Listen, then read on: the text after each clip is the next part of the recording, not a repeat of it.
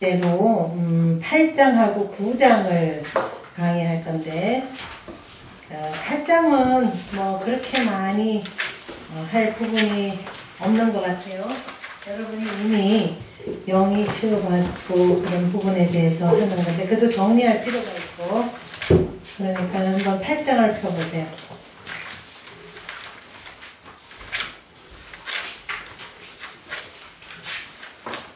제가 그 소화제가 미천이 떨어지거든요. 그 소화제가 이렇게 다양하지가 못해.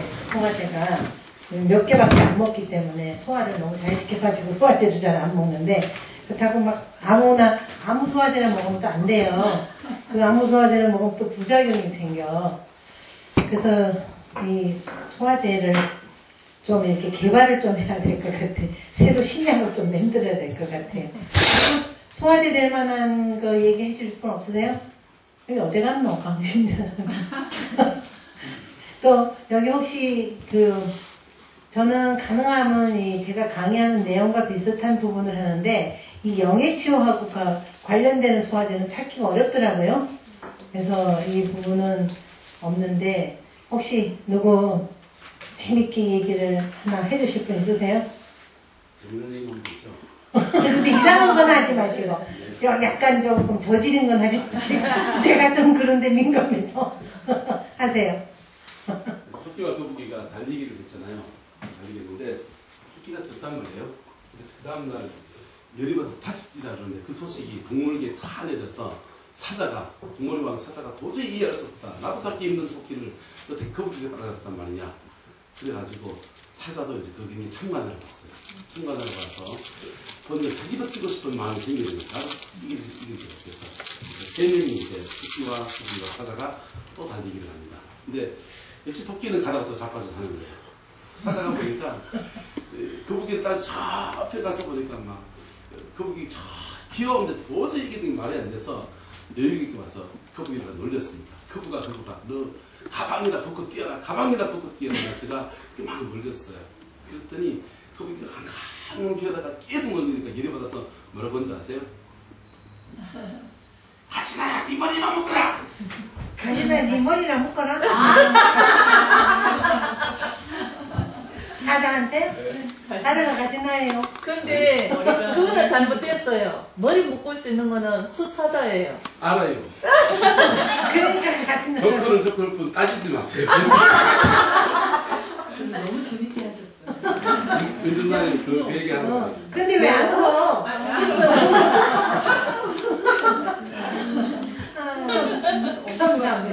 근데 제가 그걸 기억을 못할 거라고 이제 다른 데서 써먹으려고 그래서 적어야 돼. 새로 적어야 돼. 적어요. 다시나 써놓으시면 근데 제가 그 피로 에저너 얘기 지난번에 해서 이제 그분이 이 소화제를 잘 쓰는데 이 포켓에다가 항상 이렇게 소화제를 넣어가지고서 꺼내놓고 해요. 똑같은 거 제가 몇 번 들었거든요. 그런데 그래놓고도 본인이 이렇게 해놓고도 똑같은 걸 해도 사람들이 웃더대는 거예요. 그래서 똑같은 걸 또 하고 하는데 하나도 난 기억이 안 나요. 그거를 받아 적지 않는 이상 딱 몰라요. 그래서 소화제는 꼭 이렇게 적어놔야 돼. 처방전을 적어놨다고. 처방 하나 할까요? 적어놔주세요. 나중에. 한마디 하시겠다는 거죠. 한마디 해야 돼. 네. 아직 45분 시작한다는데 왜 안 와? 웃으면 좋으니까. 네.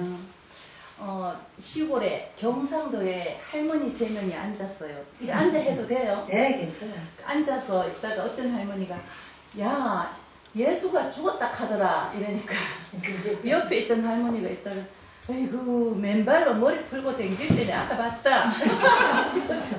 그래가지고 그 다음에 그러면 우째 죽었다 하던데 하니까 못에 찔린다 하래 머리가 찔렸다래 하니까 그러면 그 옆에 있던 할머니가 생뚱맞게 예수가 누구? 그래 몰라 우리 며느리가 뭐 아버지 그러는 거 사돈인가 보더라고. 문상 갔다 왔나 이러니까 못 갔다. 아이고 사돈인데 왜 문상 안 갔나 이러니까 살발에 살았다 하대.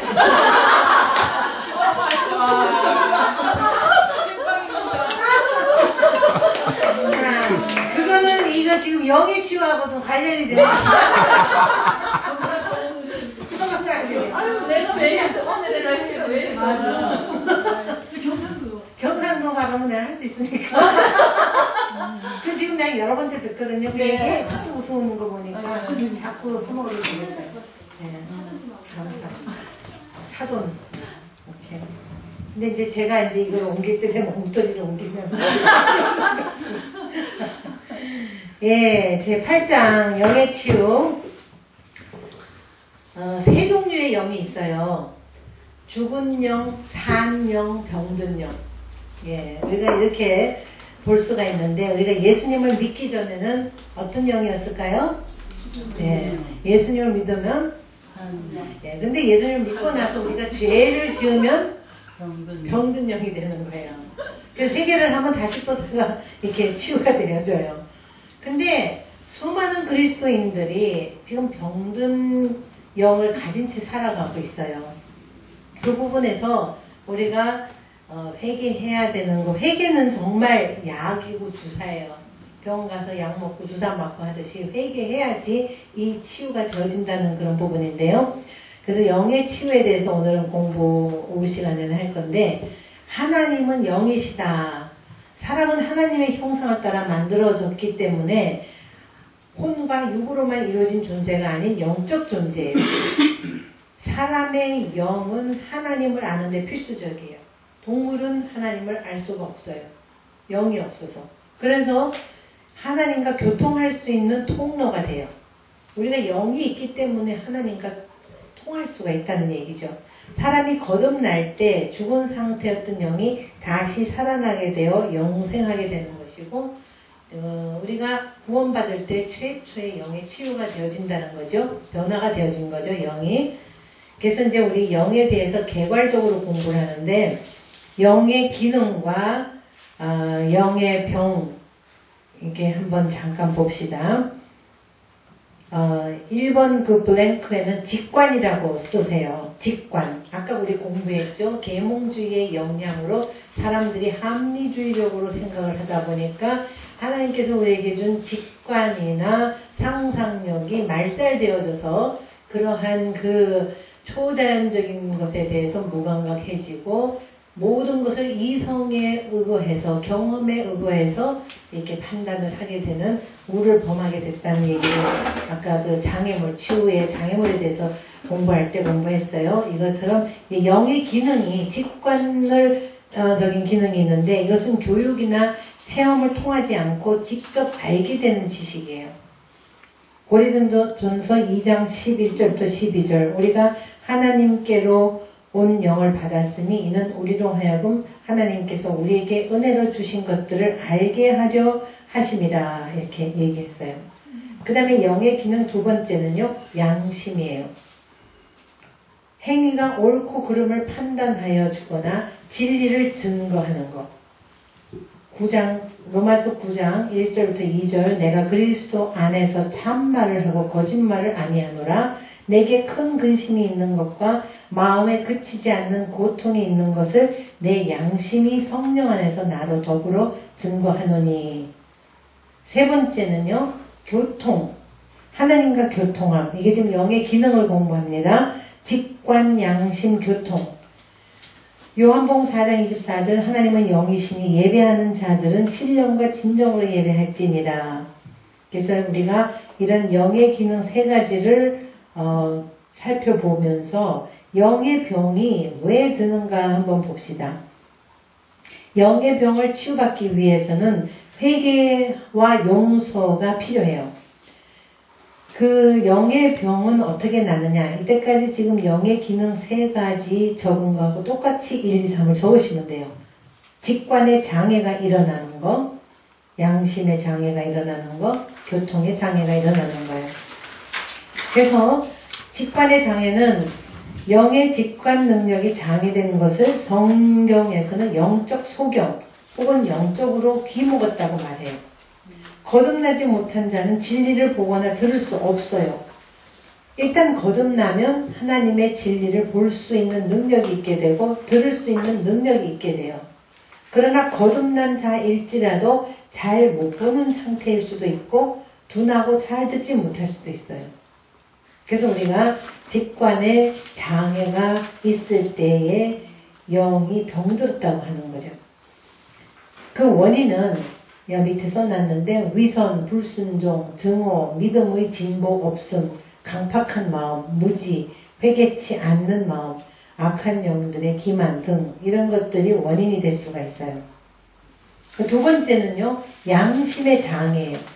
양심의 장애는 그 형태와 내용의 손상을 가져와서 판단을 잘못하게 해요. 양심이 약하고 더러워지거나 상하게 되거나 화인 맞아 마비되거나 악하게 돼요.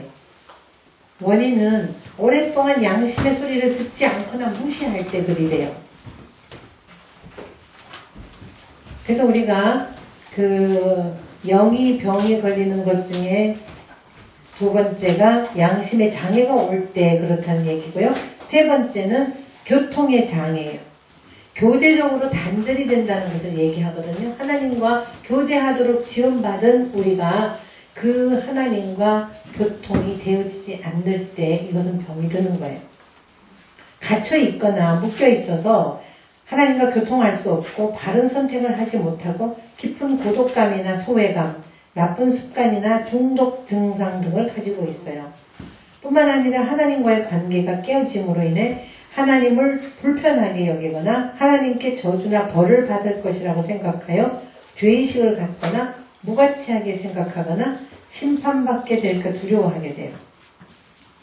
이사야서 59장 2절 참고로 한번 보시면요. 이사야서 59장 2절 오직 너희 죄악이 너희와 너희 하나님 사이를 내었고 너희 죄가 그 얼굴을 가리워서 너희를 듣지 않으시게 하니니 그랬어요. 예, 우리가 죄가 있을 때 하나님과 교제적 단절을 하게 되기 때문에 하나님께서는 그 얼굴을 가리워서 우리의 얘기를 듣지 않으신다는 얘기죠. 하나님을 거역하고 죄나 악습에 빠진다거나 두려워하거나 염려가 많거나 율법주의에 매여 있거나 영적으로 메마를 때 이런 교통의 장애가 일어나요. 여러분 한번 진단을 해보세요. 여러분은 지금 과연 어떠한가? 직관의 장애가 혹시 있나? 양심의 장애가 혹시 있나? 혹은 교통의 장애가 있나? 이런 것을 스스로에게 한번 반문해 보세요. 스스로 아마 생각하기에 이 정도는 그냥 지나쳤는데 이럴 수도 있겠구나 하는 그 부분도 캐치할 수 있을 거예요. 그렇다면은 그 부분에서 얼른 하나님 앞에 회개하고 바로 설 때 이러한 병원 치유가 받기가 굉장히 쉬워요. 영의 병이 들은 것은 내가 지은 죄로 인한 거기 때문에 내가 그냥 회개하면은 쉽게 해결이 돼요. 그러나 이제 내적 치유는 다른 사람에 의해서 내가 상처받은 그 부분에 대한 치유이기 때문에 이것을 내어놓고 기도하면서 물론 거기도 내가 회개할 부분도 들어가지만 다른 사람을 용서해야 되고 또 다른 사람 나에게 상처를 준 사람을 대신해서도 회개해야 되는 시츄에이션이면 그런 것도 해야 되고 이제 이런 것들이 가미가 되지만 영의 그 장애가 있을 때는요. 영이 병들었을 때는 우리가 회개하면 굉장히 이거는 빨리 되어져요. 회개가 약이에요. 제가 듣기로 어떤 목사님이 큰 무리를 일으켜서 교회에 좀 문제가 있다. 근데 본인이 그것을 회개한다. 이렇게 얘기를 하시더라고요. 그렇다면 나는 또 그 부분은 하나님은 그 개인적으로 그 목사님을 또 용서해 주셔서 그 병에서 또 자유해질 수 있다는 생각을 해요. 그 후유증으로서 교회 목회나 다른 사람과의 관계 문제는 또 자후 문제가 될 수 있겠지만 그래서 진솔하게 하나님 앞에서 내가 지은 죄를 하나님 앞에 1대1로 회개하는 그것은 굉장히 중요해요. 그러나 이제 그런 분들 경우 공적으로 많은 사람들이 이렇게 보고 이랬던 분이기 때문에 하나님 앞에서도 회개하지만 사람들 앞에서도 이것을 솔직히 잘못을 시인하는 그러한 태도가 있어야 되겠죠. 예, 우리가 다 죄인이기 때문에 어떤 죄를 지은 사람을 그렇게 아주 신랄하게 정죄하거나 비난할 자격은 사실 없어요. 그분도 제가 이 사역을 이렇게 하다 보니까 많은 사람들이 어떤 문제가 생겼을 때 그게 왜 그럴까 하는 것을 더 한 단계 더 넓게 깊게 보게 됐어요. 그러면서 그 사람의 문제가 이럴 수 있겠구나 생각을 하다 보니까 그것도 포용이 되어지고 이해가 되어지고 이럴 때 이렇게 정말 도움이 되었으면 얼마나 좋았을까 하는 데까지 생각을 하다 보니까 어떤 사람도 그렇게 정말 죄를 졌다고 막 신랄하게 비난하고 그렇게 할 수가 없더라고요. 그래서 우리가 같은 그리스도인으로서 어떤 죄를 지은 사람들을 어떻게 수용해야 되고 포용해야 되는가, 이게 한계가 있겠지만 우리가 일단은 제가 이 사역을 계속 깊이 하다 보니까 저 사람이 저런 성향 때문에 이렇게 했겠다 하는 게 오는 거예요. 그 다음에 영이 병들면 무엇보다도 대부분 교만하며 비판받는 것을 싫어하고 자기 멋대로 방만한 태도를 취하고 하나님을 대적하고 진리를 거부하고 기만적 가르침을 쫓고 거짓말을 한다. 뭐 이렇게까지 하는 사람이 뭐 그렇게 많지는 않겠지만 이렇게 악한 그 영이 어떻게든지 하나님을 대적하게 하려고 교묘하게 우리를 조종을 하게 된다는 얘기예요. 영의 병은 감정적, 심리적, 사회적, 육체적 문제 모두에 영향을 미칠 수 있어요. 또 영의 병은 귀신 들림의 원인이 되기도 해요. 그래서 우리는 이 영의 병을 예방하기 위해서 늘 거룩한 삶을 살아야 되는데 이사야서 57장 15절에 보면 이런 말씀이 있어요. 하나님께서 함께 하시는 요인을 찾을 수 있는 성경 구절인데요.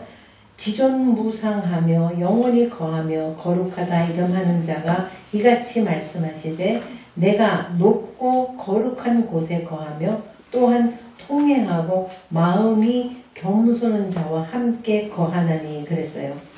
이사야서 57장 15절. 그래서 여기서 볼 때 하나님께서 함께 하시는 요인 세 가지를 이 성경 구절을 통해서 본다면 거룩한 거예요. 그리고 통회하는 거예요. 겸손한 거예요. 그래서 우리가 거룩해지고 통회하는 그러한 애티튜드를 가지고 또 겸손한 그런 자세로 살아갈 때에 하나님이 함께 하시는 거예요. 하나님이 함께 하시는데 우리가 어떻게 병이 걸릴 수 있겠어요? 우리가 거룩함, 계속 거룩에 대해서 하나님께서 제가 지난 여름에 아약 다녀온 다음부터 혹시 얘기를 하면서 예수님의 신부로서 거룩함에 대한 것을 더 이제 가서 컨펌을 하면서 사역하는 모습을 보면서 우리 함께 사역하던 분이 공통적으로 얘기하는 게 거기 가서 이렇게 보면서 굉장히 공통점, 저희가 하는 사역하고 공통점을 많이 찾았다고 그렇게 얘기들을 하더라고요. 그래서 그런데 거기서도 가게치유 세미나를 한다는 그 포스터를 봤어요. 그 안에서 제가 갔을 때에. 근데 가게치유를 어떻게 하는지 한번 가보고 싶었지만 제가 머무는 동안에 그걸 안 했기 때문에 모르는데 어쨌든 그 포스터가 있었다는데 그 부분에 가게치유 하는데 며칠 하는지 모르지만 뭐 회비가 200불이고 뭐 이렇게 써 있더라. 그러면서 우리 사역자가 제가 보기에는 우리가 하는 정도로 가게치유 할 것 같지는 않다고 이제 이렇게 얘기를 하면서 얘기를 하더라고요. 그러니까 어쨌든 우리가 성화되어 가는 과정에서 성장하고 성숙해지는 과정에서 치유가 필연적인데 우리가 치유가 되어질수록 우리가 거룩함에 더 가까워질 수 있어요. 더 힘이 들더라요. 내가 알고 있어요. 우리가 거룩해져야 된다고. 근데 이 거룩함으로 가는 길이 그렇게 쉽지가 않아요. 알고는 다 있어요. 모르는 사람이 어디 있어요. 우리 그리스도인이 거룩해져야 된다고. 그러나 죄성이 어저께도 우리 전도사님 중에 중독에 대한 얘기를 하면서 그 중독자들을 예수님 믿게 이렇게 했는데 다시 돌아간다고 그랬어요. 거룩해져야 되고 정말 그리스도인으로서의 삶을 살아야 되는 걸 알지만 옛 습관으로 다시 돌아가는 거예요. 우리가 분명히 새 피조물이 되었는데 이전 것은 지나갔으니 보라 새 것이 되었도다. 고린도후서 5장 17절 얘기를 하는데도 불구하고 새 것이 되었는데 자꾸 옛 것으로 돌아가는 거예요. 그건 왜 그럴까요?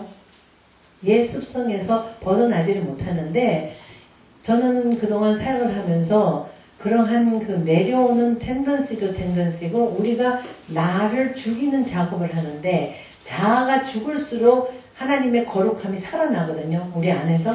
근데 나를 죽이는 작업이 너무 힘들어요.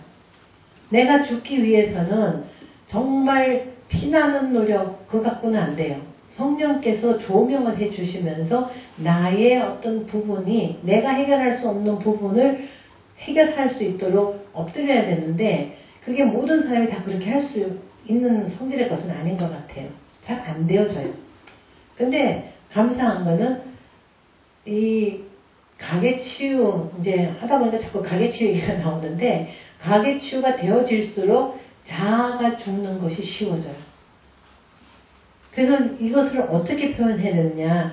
내 속에 깊이 있던 무의식 가운데 잠재의식 가운데 있던 영적 DNA가 나도 모르게 죄성으로 물들어 있던 그 부분이 이제 치유가 되면서 근본 원인이 드러나면서 그 부분에 정결해지지 않나 이런 생각을 해보는 거죠.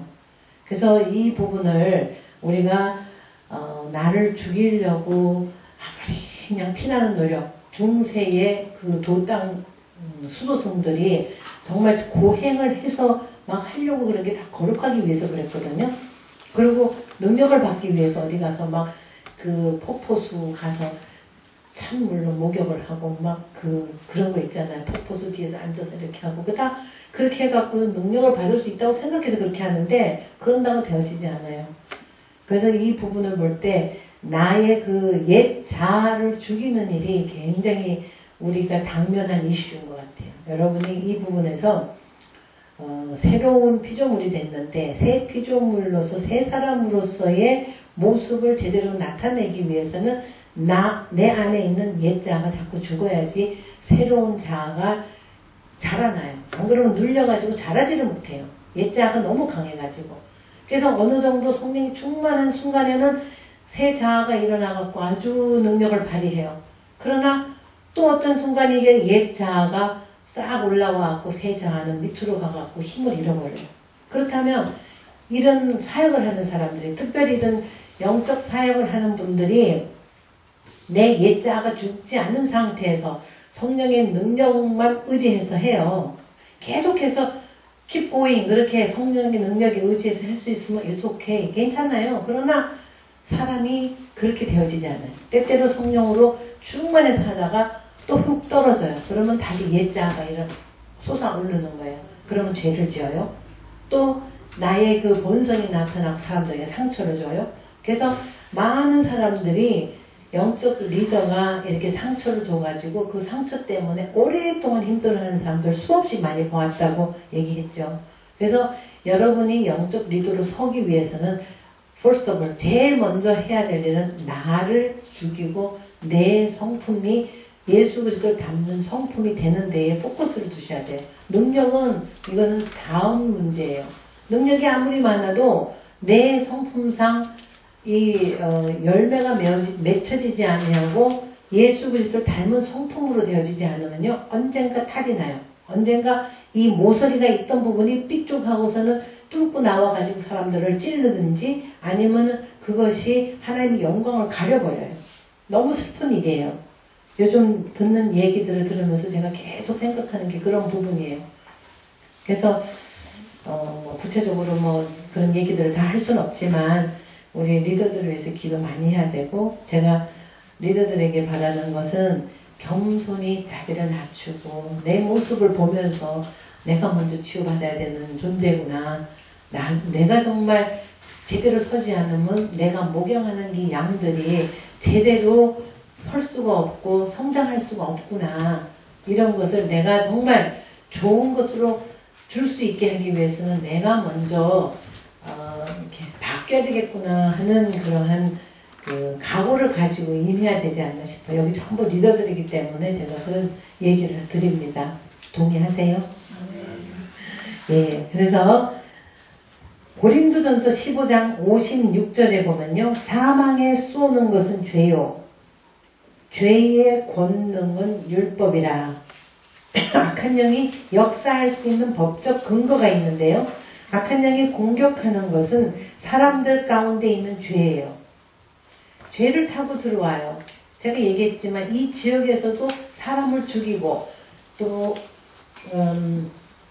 강간하고 예를 들어서 또 여기서 뭐 사람들 것을 탈취하고 억울하게 하고 뭐 이런 거 나왔었다 그랬잖아요. 그게 죄잖아요.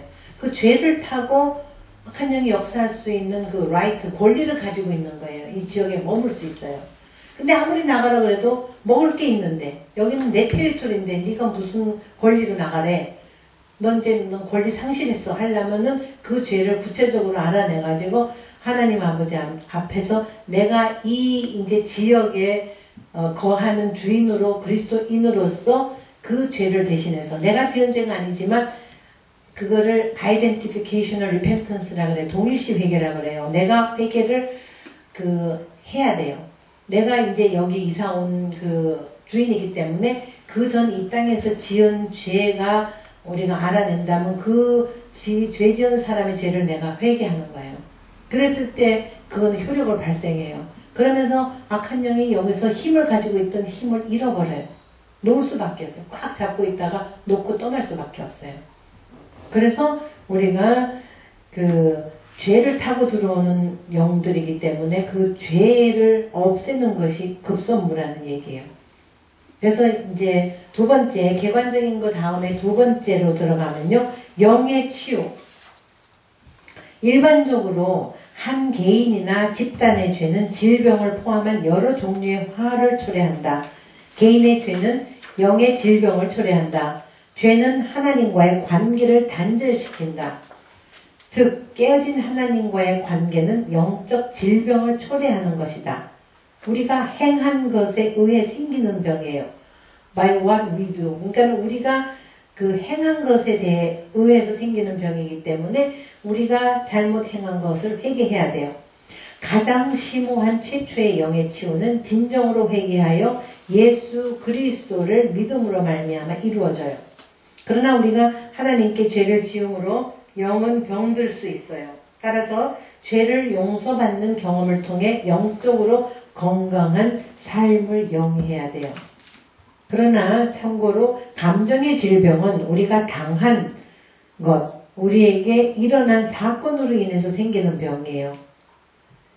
예, 영의 치유는 죄로 인해 손상받은 개인의 삶과 인격의 모든 영역의 치유를 가져다 준다. 모든 병과 연약함이 특정 죄와 직접적으로 연관된 것은 아니지만 성경에 나타난 여러 가지 예를 통해 보면 대부분 죄가 영을 파괴하고 병들게 하는 것을 볼 수 있다.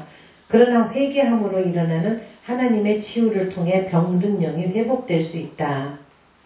예, 정의를 한번 내려볼까요? 영의 치유. 영의 치유란 개인의 영적 생활의 회복, 즉 죄로 인해 단절된 하나님과의 관계 갱신 및 회복을 의미한다. 죄라는 거, 예를 들면 불신앙, 불순종, 교만, 무지 뭐 이런 것들이 들어갈 수 있겠죠. 예, 그 다음에 두 번째, 이거는 회개의 능력. 영의 치유는 죄를 지은 거기 때문에 회개가 중요하다고 얘기했어요. 그래서 회개에 대해서 한번 더 짚고 넘어가 봅니다. 영의 병이 치유되기 위해서는 회개가 필수적이다. 우리가 아무리 크고 무서운 죄를 지었을지라도 하나님께서는 우리가 회개하면 그 죄를 용서해 주신다. 그러므로 진정한 회개는 치유를 가져오는 능력이다. 이렇게 얘기했어요. 탈무드에 이런 말이 있어요. 내 원수가 파멸되기를 원하면 내 원수로 하여금 너를 증오하도록 하라. 우리 원수가 나를 증오하면 파괴되는 것은 그 원수라는 거예요.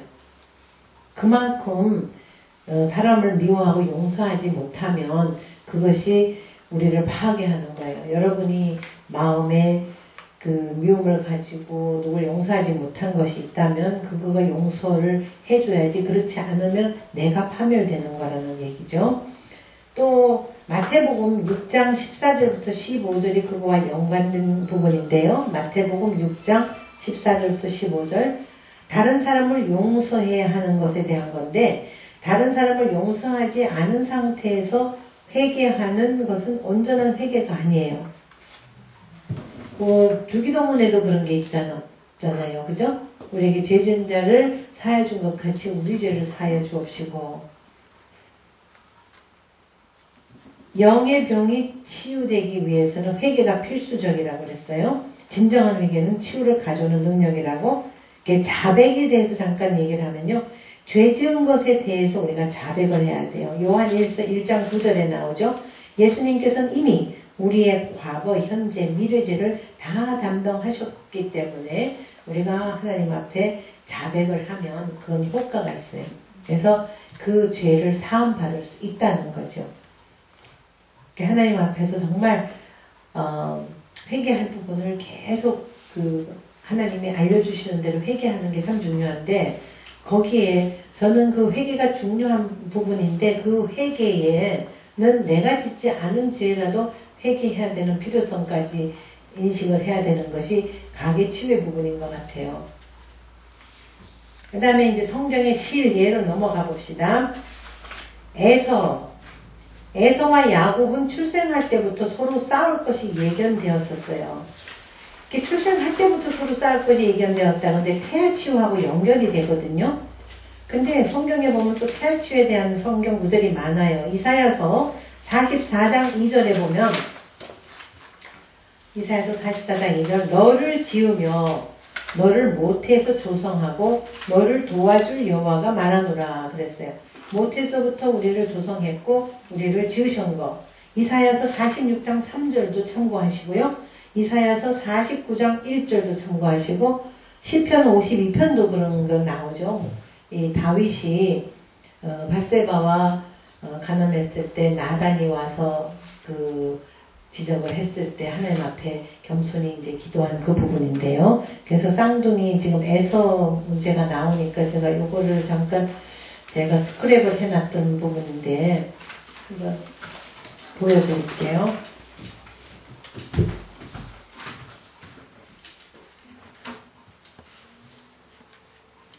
엄마 뱃속 살인사건, 신문 기사에 이런 게 있어요. 쌍둥이 동생이 핏줄로 형의 목을 감아서 죽인 거예요. 가인과 아벨의 환생인가 이렇게 얘기하면서 나왔는데, 이게 우리나라에서 있었던 게 아니라 아주 다른 나라에서 있었던 거예요. 페루에. 페루의 작은 도시에서 태어나지도 않은 쌍둥이 형제가 싸움을 벌여서 동생이 형을 살해하는 믿을 수 없는 사건이 일어났대요. 미혼모였던 여자가 갑자기 배가 아파서 이제 수술실에 가서 이게 절개를 했어요. 근데 보니까 그 산부인과 의사가 수술을 할 겨를도 없이 첫 아이가 이미 사산돼서 나오더래요. 아이의 목에 탯줄이 칭칭 감겨 이미 질식한 상태였대요. 그래서 몸이 파랗게 변했는데 목도 부러져 있었대요. 도대체 태아가 어떻게 이렇게 됐는지 어안이 벙벙했는데, 이 엄마 얘기는 갑자기 상상도 못하는 통증이 왔더래요. 두 아이가 태내에서 치고받고 싸우는데 충격이 엄청났대요. 한 아이는 몸을 과격하게 움직여가며 다른 한쪽을 공격하더라고요. 그 순간 내 몸 안에 악마가 들었구나 생각했대요. 세상에 태어나기도 전에 살인을 한 걸 어떻게 처벌하나 그러면서 강력계 형사가 정말 아연 실세했다는 그런 내용인데요. 여러분 어떻게 생각하세요? 이 부분에? 네, 이런 그 부분을 보면서 제가 쌍둥이를 치유를 몇 건을 했었어요. 근데 쌍둥이끼리 그렇게 사이가 안 좋은 경우가 있고요. 미국에서는 실제로 캘리포니아주에서 쌍둥이가 자기 남자친구를 시켜서 살인을 하도록 했다가 미수에 그쳤나? 진짜 죽였나? 기억이 이제 안 나네요. 그래서 감옥에서 오랫동안 있었던 그런 뉴스가 나오고 그랬었어요.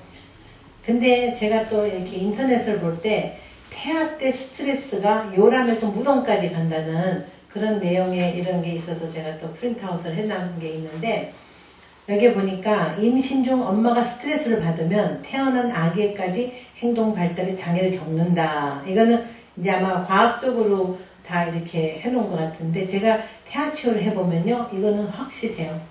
태아가 엄마의 감정을 그대로 전달받아요, 이 아이가. 그래서 이 태아 치유가 꼭 필요한 사람들이 있더라고요. 저는 제가 우리 아이들 가졌을 때 예수님을 믿지 않았었거든요. 그래서 이거를 배우고 나서 제 마음에 찔림이 있었어요. 내가 우리 아이 가졌을 때 이렇게 힘들었던 거 이거 생각을 하면서 그것을 생각을 해봤는데 우리 딸을 데리고 태아치유를 한번 해봤었어요. 제가 한 게 아니고 이제 우리 딸이 또 영어권이니까